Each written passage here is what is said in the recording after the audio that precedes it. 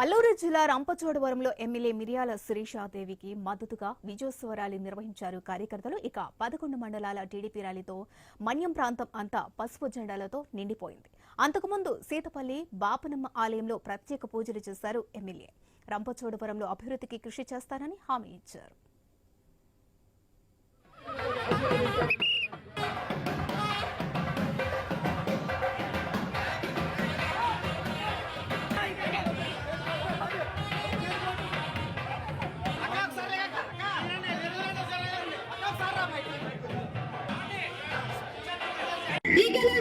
అభివృద్ధి సంక్షేమంలో ఉంటుంది మీకు చూపిస్తున్నారు.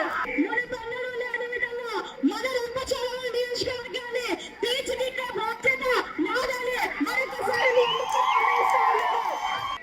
ఎలక్షన్ టైంలో కూడా చెప్పడం జరిగింది.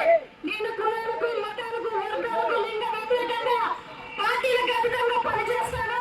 ఇక ముందు కూడా పనిచేయకుండా ఉన్నారని మరొకసారి